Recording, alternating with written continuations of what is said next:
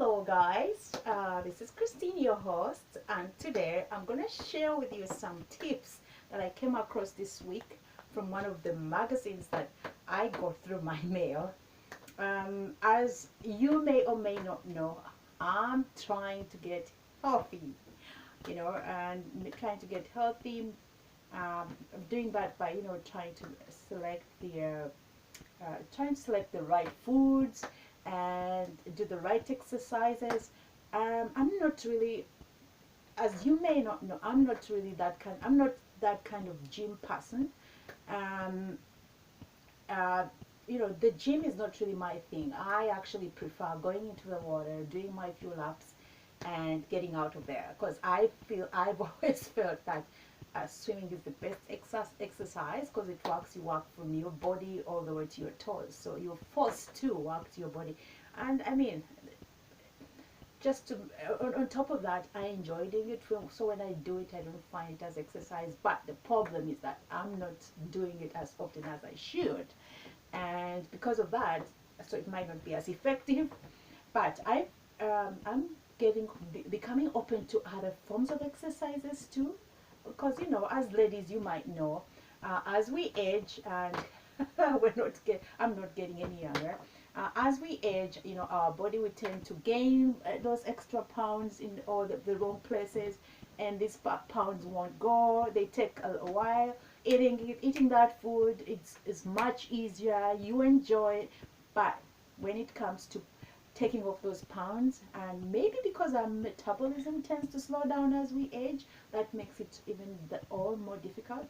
So of late, I've been motivated by my daughter because she's very active, and she wants to stay active, but she also wants to be healthy, right? So she's kind of motivated me.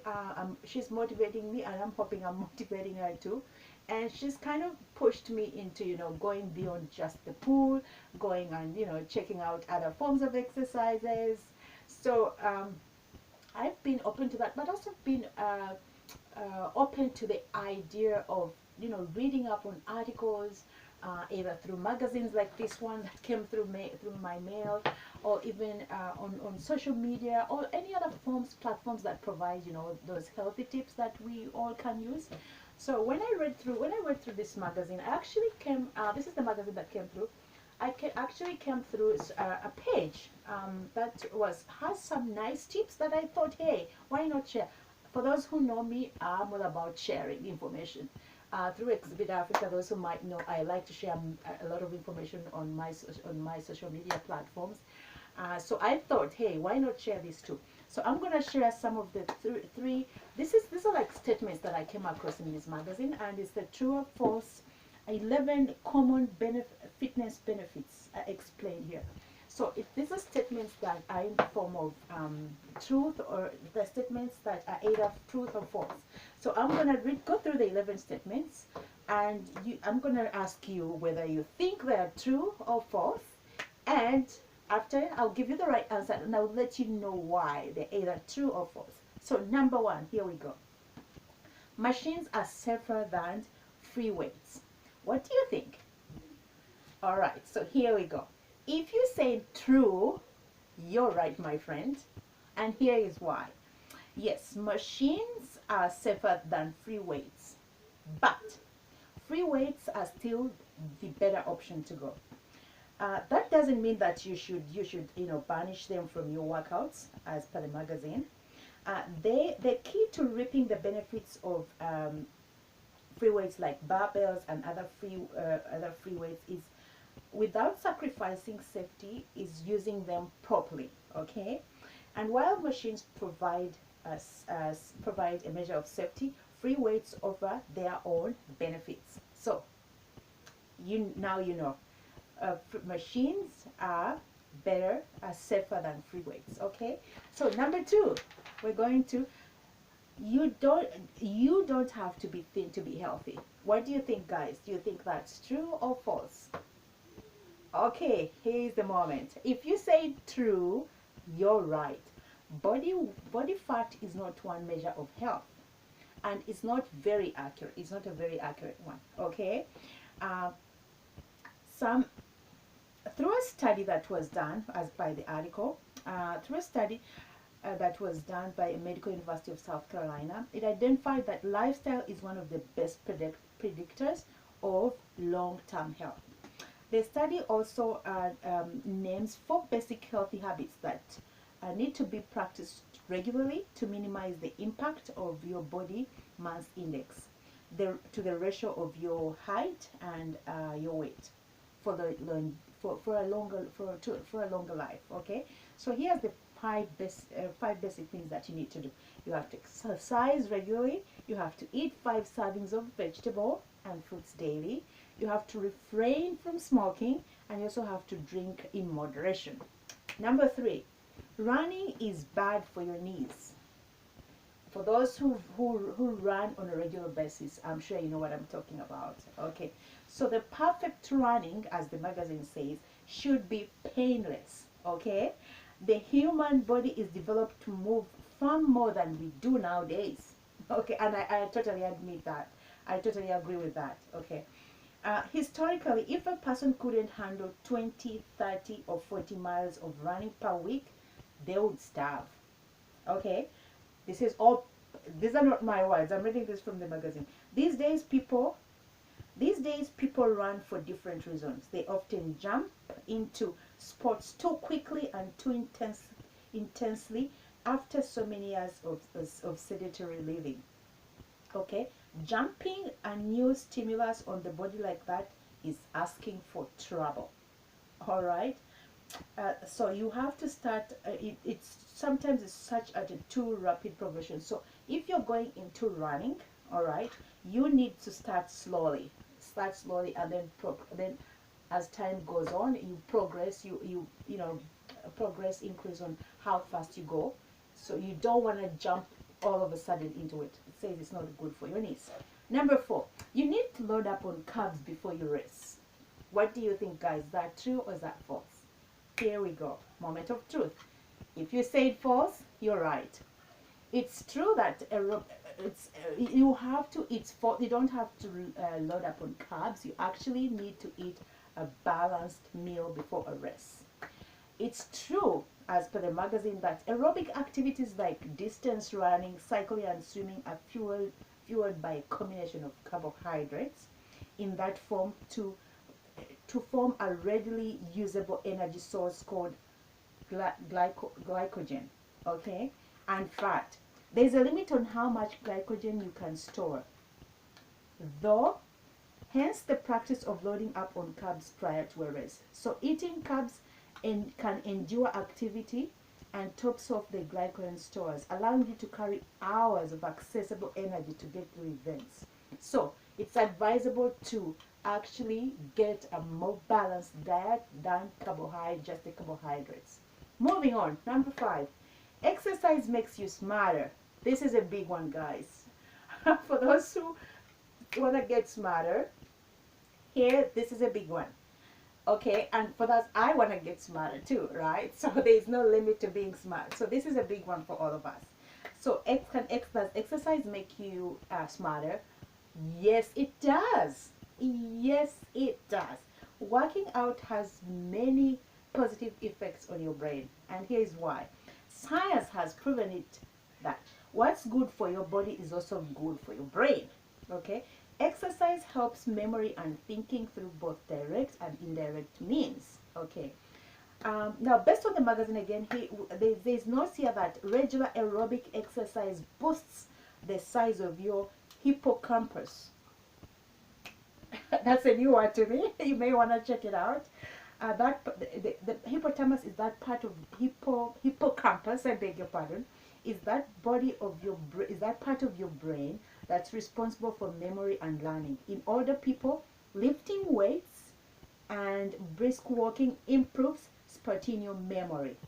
Okay, so guys, remember, exercise also stimulates the release of growth hormones, including substances that enhance the brain's capacity to learn and adapt by promoting the formation of new neural pathways, brain cells, and blood vessels.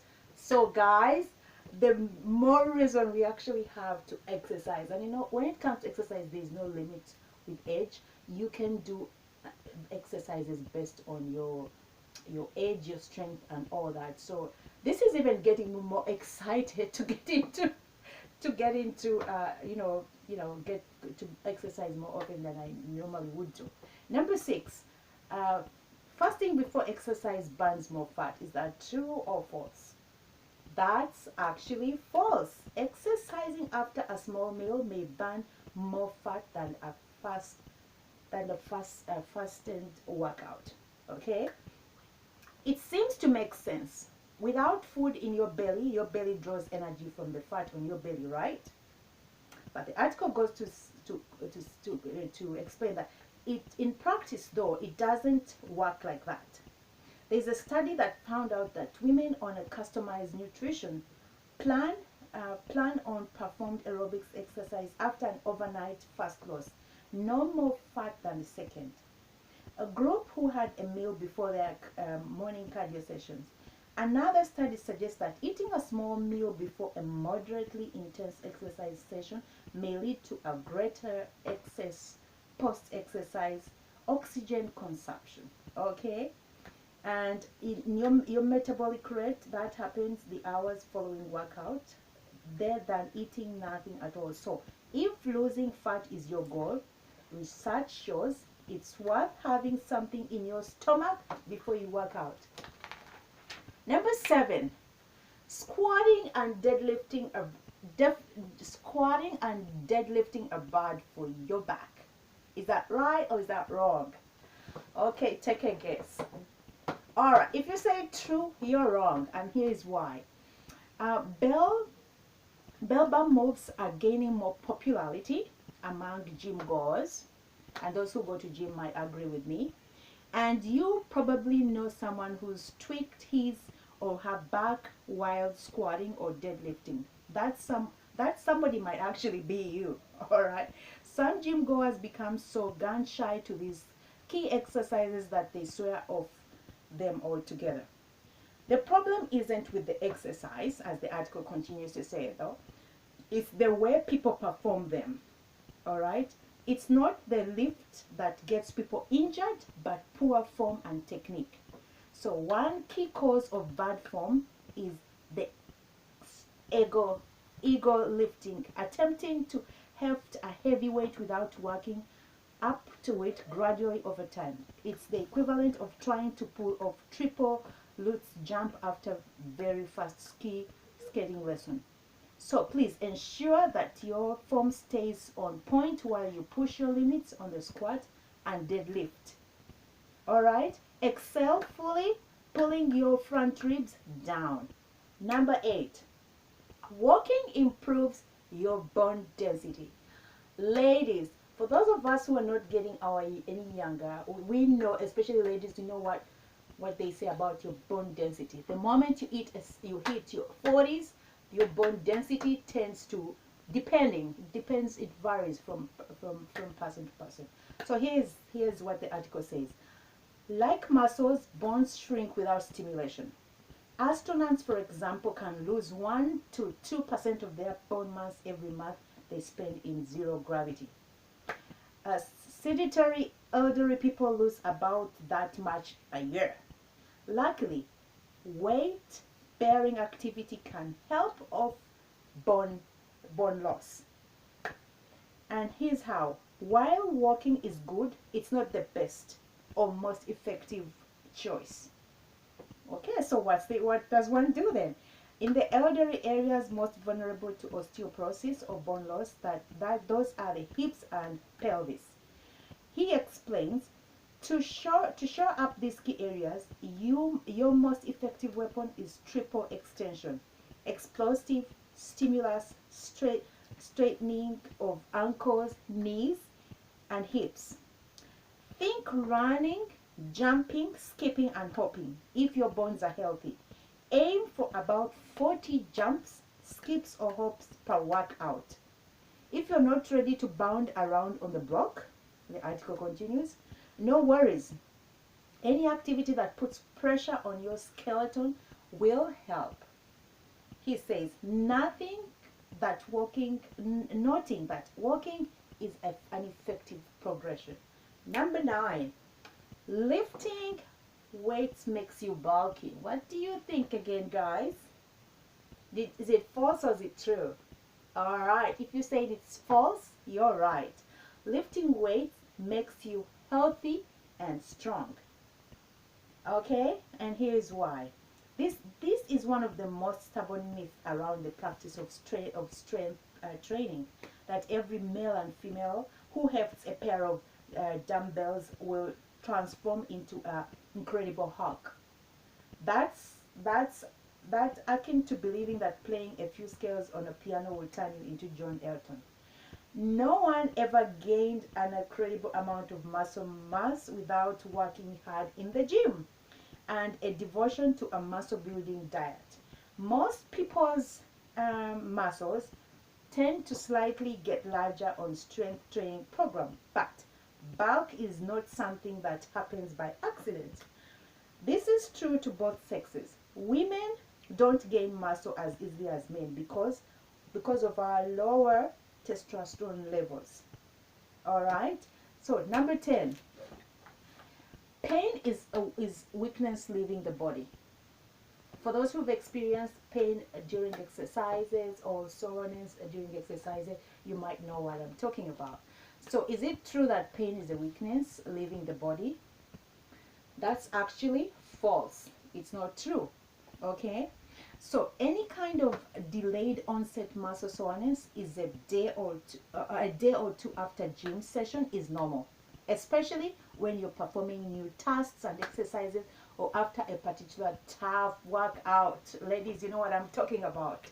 Okay? But a stabbing pain in the back or the joints, pain that affects the way you walk, move, or play your sport, that's another thing altogether. And it's not a write-off. Okay? Any of those symptoms as the hallmark of a good workout is to wear them on as a badge of honor. So, real pain is an indicator that light directing your attention to something important. So, please, you may want to consult with your doctor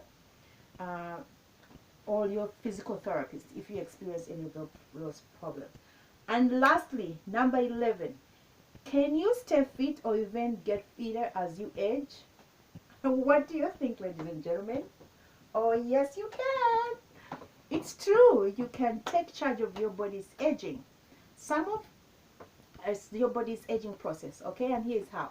Some of the effects of aging are tough to avoid. The cardiovascular system loses efficiency, muscles and bones get weaker, memory, drive, and recovery time from exercise and other stresses will decline. But how quickly these vital capacities drop is largely upon you. A study published in the Journal of Physiology revealed that by training consistently, older athletes are able to keep pace, but the most elite of their younger competition. Another study found that strength training can improve muscle mass, strength, body balance, and energy levels, even among adults as old as 90. And still, another study found that exercising, especially in the middle age, can influence telomere length, a measure of your cell's capacity to function, and an important mark of your long life. Okay. More so, diets high in antioxidant-rich vegetables and fruits like whole kernel grains and healthy fats can help prevent brain disease, heart disease, and other chronic conditions that threaten quality of your life. All right, so ladies and gentlemen, it doesn't matter how old you are, you can still exercise, but keep it at your pace where you feel comfortable. You don't want to hurt yourself. You just want to keep healthy. Well, it was a pleasure. Please, thank you for tuning in. Do not forget to subscribe to the button below. And cheers!